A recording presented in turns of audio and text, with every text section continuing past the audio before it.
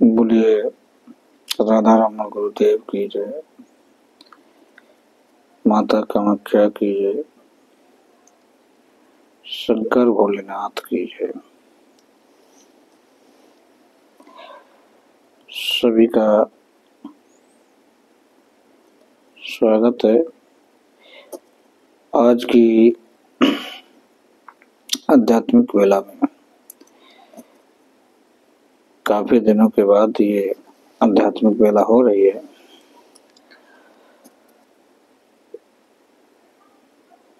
और आज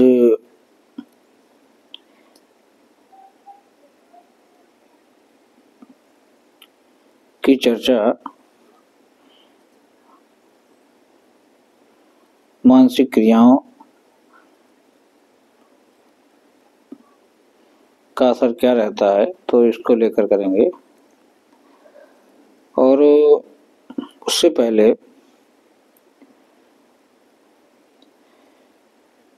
हम एक बात स्पष्ट कर देना चाहते हैं।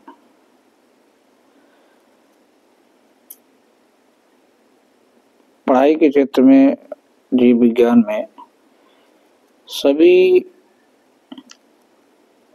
जो जीवित जिनको माना गया है, चाहे जानवर हो या चाहे मनुष्य हो, इन सभी को जीव ही कहा गया है। किंतु अध्यात्म जो है, हमारे ऋषि मुनि जो हैं, वो जो जानवर हैं उनको ही केवल जीव कहते हैं और ये बताते हैं कि ये जीव अवस्था का प्राणी है और जो मनुष्य है वो ज्ञान अवस्था का प्राणी है। तो यह ज्ञान अवस्था का प्राणी कैसे है, इस बात को भी हम वो समझाते हैं।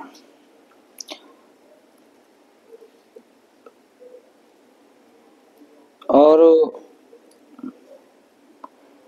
पशु केवल जीव अवस्था का प्राणी कैसे है, इस बात को भी समझाते हैं। मान लीजिए 2 महीने का बच्चा है आपके पास। एक बच्चा मनुष्य का है और दूसरा बच्चा जो है वो किसी पशु का है, गाय का है, भैंस का है, किसी का भी है। तो उसके व्यवहार को ध्यान दीजिए और प्रारंभ में आप देखेंगे काफी समानताएं दिखाई देती हैं दोनों के ही बच्चों में। बुद्धि का लेवल लगभग एक ही नजर आता है, ऐसा हमें नजर आता है। लेकिन आप देखेंगे कि अगर कोई सर्प चला जाए किसी मनुष्य के बच्चे के पास, तो उसे कोई जानकारी नहीं होती है और वो उससे भागता नहीं बल्कि और उसे पकड़ लेता है, क्योंकि उसे कोई जानकारी ही नहीं है, कोई उसे उसके बारे में ज्ञान नहीं है, अनुभव नहीं है, तो इसलिए वो ऐसा करता है। लेकिन पशु का बच्चा है, गाय का हो चाहे भैंस का, तो अगर उसके पास सर्प जाता है तो वह जानवर का बच्चा दूर भाग जाता है, दूर भाग जाता है, वो उसके पास नहीं जाता है। क्योंकि उस अवस्था में जो चाहे उसका बच्चा पशु का 2 ही दिन का हो क्यों ना हो, तब भी वो दूर भाग जाता है। तो उस अवस्था में उसके पास बुद्धि ज्यादा होती है। लेकिन पशु में क्या होता है, जितनी बुद्धि उनकी जन्मजात रहती है, ज्ञान उनका जितना जन्मजात रहता है,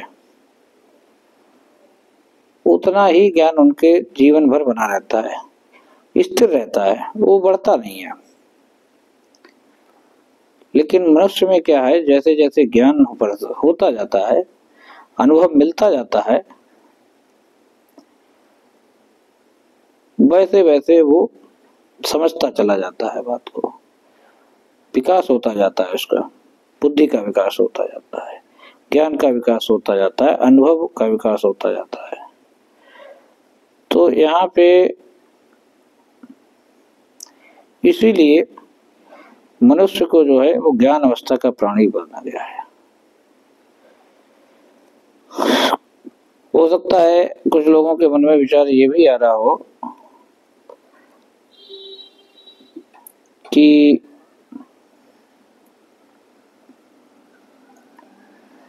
वह बच्चा छोटा है, इसलिए वह बात को नहीं मान रहा था, मना करने के बाद भी वो नहीं मानेगा। कोई छोटा बच्चा है, कोई लैंप जल रही है, उसे मना कीजिए ना पकड़े तो वो पकड़ लेता है, मना करने के बाद भी। और जैसे ही वो पकड़ लेता है, उसे गर्म लगता है तो उसे ज्ञान हो जाता है, और जब उसे ज्ञान हो जाता है तो फिर उसे पता चल जाता है, फिर वो बहुत दूर उससे बैठता है और कहने के बाद भी नहीं पकड़ता है। तो ऐसा उस बच्चे के साथ घटित होता है। ज्ञान होने के बाद ही अनुभव, ज्ञान को बेहतर कहें तो कहने का मतलब यह है कि अनुभव होने के बाद ही वो उस बात को मानता है। और ये बात केवल उस बच्चे पे लागू नहीं होती, ये बात 15 साल 20 साल के बच्चे पे भी यही सेम कंडीशन ही होती है। उस बच्चे से भी गार्जियन है, अध्यापक हैं, बहुत समझाते हैं, पढ़ने के लिए कहते हैं, लाख बार समझाते हैं, थक जाते हैं समझाते समझाते, लेकिन फिर भी वो अपने मन की ही करते हैं। उस हिसाब से समझाने के अनुसार यदि वो काम करें तो सब अधिकारी बन जाएं, लेकिन वो करते किस अनुसार है, जैसा उन्हें लगता है। कक्षा 12 है, कक्षा 10 है, अभिभावक बहुत कहते हैं, अध्यापक कहते हैं, पढ़ने के लिए बार बार कहते हैं, किंतु वो एक बार भी नहीं समझता। क्यों? क्योंकि ये मानव जो है वो ज्ञान अवस्था का प्राणी है। जब उसे ज्ञान हो जाता है, अनुभव हो जाता है, तभी वो बात मानता है। जैसे उस बच्चे ने जलने के बाद बात मानी, वैसे ही ये भी बच्चे कक्षा 10 12 के बच्चे भी रिजल्ट आने के बाद ही बात मानते हैं कि यस, हमारे इस विषय में कम नंबर रह गए, और हमसे कहा गया था, बार बार कहा गया था, लेकिन हमारे उस समय समझ में नहीं आया। कब समझ में आता है? जब रिजल्ट आ जाता है तब समझ में आ जाता है। और ऐसा क्यों होता है? ये उस बच्चे की गलती नहीं है, ये मानव जीवन की प्रकृति है, ये ज्ञान अवस्था का ही प्राणी है, ज्ञान होने के बाद ही मानता है। और केवल बच्चे की बात नहीं है, आप 15 से 20 साल बच्चे के छोड़ दीजिए, आप 30 से 40 साल वालों को उठा लीजिए। जब काम करने का समय आता है, कोई व्यक्ति कितना भी समझाए वो समझेंगे नहीं। कितने भी हानि वाला काम हो और आप उस व्यक्ति को मना कीजिए, भैया हमने इसको इतने साल किया, कुछ नहीं हमें प्रॉफिट हुआ, ये काम आप मत करना। अब अगर उसके दिमाग में चढ़ा होगा तो वो करेगा जरूर। आप कितना भी समझाएं, अब आपको खूब दिख रहा होगा ये घाटा खाएगा, वो करेगा। और करेगा, उसके बाद करके देखेगा, और जब उसे वो समस्या समझने आएगी तभी वो उस बात को मानता है। ठीक है? क्यों? क्योंकि मानव जो है ना, ज्ञान अवस्था का ही प्राणी है। वो जब बात समझ जाता है, अनुभव उसके पास आ जाता है, तभी बात को मानता है, उससे पहले वो बात नहीं मानता है। आप और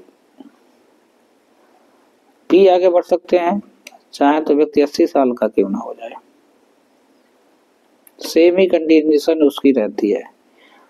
आप 2 साल के बच्चे के लिए, 2 महीने के बच्चे के लिए तो ये विचार मन में ला रहे होंगे कि ये 2 महीने का बच्चा है इसलिए करता है, नहीं। चाहे बच्चा 40 साल का हो जाए, चाहे 80 साल का हो जाए, पूरे जीवन भर यही स्थिति बनी रहती है जब तक वह व्यक्ति उससे संबंधित उसे अनुभव मिल नहीं जाता है, ज्ञान पूरा मिल नहीं जाता है, वो उस काम से होके गुजर नहीं जाता है, तब तक वो उसको नहीं मानता है। और ऐसा ही नहीं है कि जैसे क्लास में 50 बच्चे हैं, 50 ना माने, मानते हैं, 1 या 2% मानते हैं। और ऐसे बच्चे जो होते हैं उनके पास स्मृतियां अच्छी होती हैं और कहीं ना कहीं वो जो आए होते हैं वो उच्च योनियों से आए हुए तो बच्चे होते हैं और ऐसे बच्चे ही उच्च पदाधिकारी बनते हैं, उच्च स्थानों पर पहुंच जाते हैं।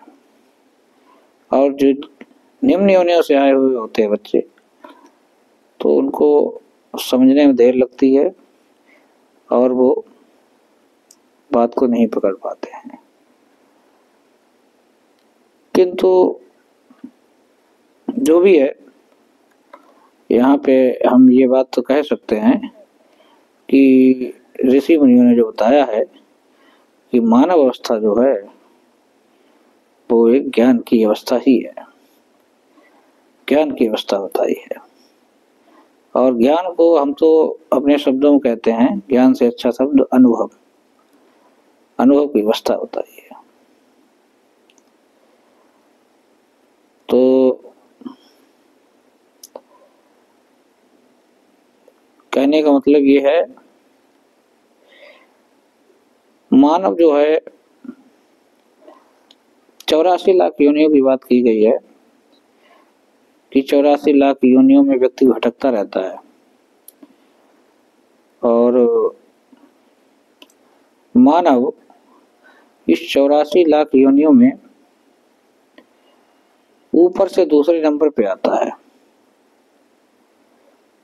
काफी उच्च योनि का व्यक्ति माना जाता है। और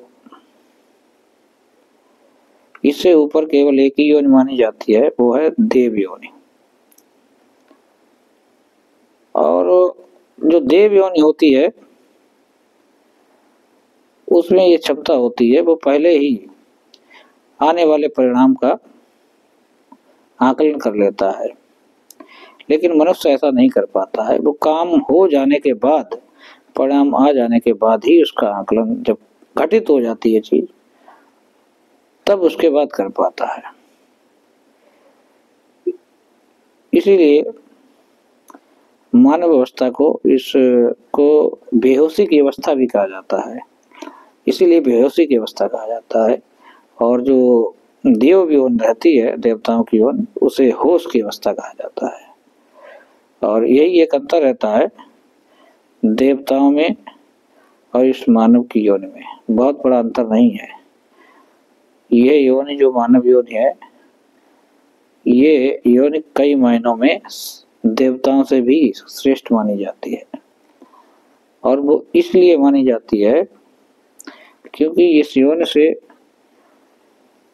होकर ही मानव की मुक्ति का रास्ता जाता है।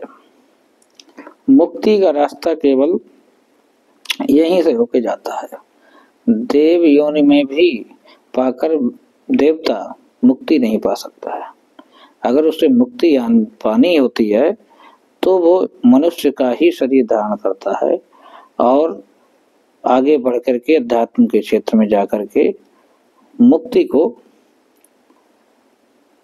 प्राप्त कर पाता है। तो इसलिए ये योनि जो है काफी महत्वपूर्ण बन जाती है। हालांकि इस योनि के बारे में निकृष्ट योनि का भी शब्द का प्रयोग किया गया है। निकृष्ट का मतलब नीच योनि का भी प्रयोग किया गया है शास्त्रों में। लेकिन निकृष्ट के साथ साथ इसे सर्वश्रेष्ठ इसीलिए बताया गया है क्योंकि इससे जो है ही मुक्ति का रास्ता जाता है, मुक्ति का रास्ता खुलता है। तो इस योनि में, मानव योनि में जो विशेषताएं हैं वो किसी भी योनि में विशेषताएं नहीं है। आप देखिए, कोई भी जानवर ले लीजिए, कितना भी बड़ा जानवर ले लीजिए, वो एक पेड़ को भी नष्ट नहीं कर सकता है, कोई भी जानवर। हाथी भी ले लीजिए, वो आम का पेड़ हो चाहे किसी का भी हो, टहनी नहीं तो जरूर तोड़ देगा, लेकिन जड़ से खत्म करने की उसमें क्षमता नहीं होती है। किसी को जड़ से खत्म करने की जो क्षमता होती है वो सिर्फ मानव के पास है। मानव चाहे तो पूरा जंगल खत्म कर सकता है और मानव चाहे तो पूरा जंगल लगा भी सकता है। यानी कि विध्वंस और सृजन की क्षमता केवल मनुष्य के पास है और किसी योनि के पास नहीं है, किसी भी योनि के पास नहीं है। तो मानव ये जो शरीर है इसका किस प्रकार से उपयोग किया जाए, जो कि हमें न जाने कितने लाखों सालों की यात्रा के बाद ये मिला है, तो वह सोच समझ के करना चाहिए। और हम लोगों का भी जन्म जो है तमाम योनियों से होने के बाद ही हुआ होता है। कभी हम यहाँ तक कि पेड़ पौधे भी रहे होते हैं, पेड़ पौधे मानव से काफी नीचे की योनि माने जाते हैं। आप किसी मनुष्य को उल्टा कर दें तो देखना एक पेड़ के जैसे चित्र बन जाता है, बाल खुल जाते हैं और उसी तरीके का जैसा पेड़ का चित्र लगभग बनता है वैसा ही। तो ये जो है पेड़ जो है मानव से काफी निम्न कोटि का योनि मानी जाती है। और कभी तो हम लोग सोना चांदी धातुओं के भी रूप में रहते हैं, हाँ ऐसा भी होता है। लेकिन ऐसी चीज अवस्था में हमारा मनुष्य जो जीवन है वो पूर्ण जीवन नहीं होता है। मानव योनि जो है इसमें मनुष्य का जो जीवन है वो पूर्ण संपूर्ण जीवन होता है। उस अवस्था में चित्त, वृत्ति, मन, चेतना, बुद्धि ये 5 चीजें नहीं होती हैं, केवल जीवन होता है।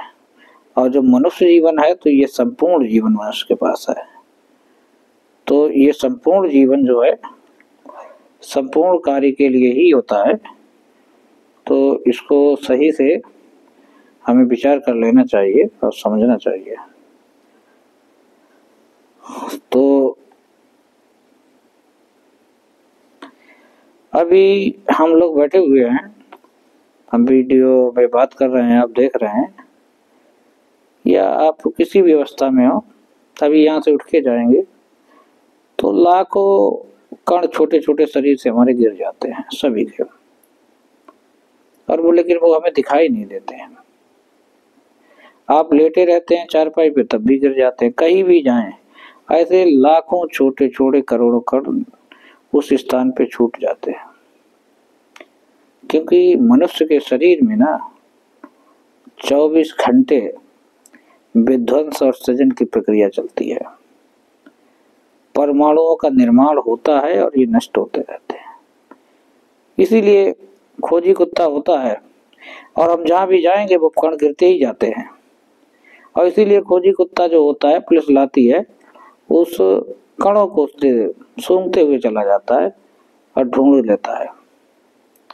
तो मनुष्य के अंदर जो है वो सृजन और विध्वंस प्रक्रिया 24 आवर्स चलती है, 24 घंटे चलती है। ये मनुष्य के शरीर की विशेषता है। तो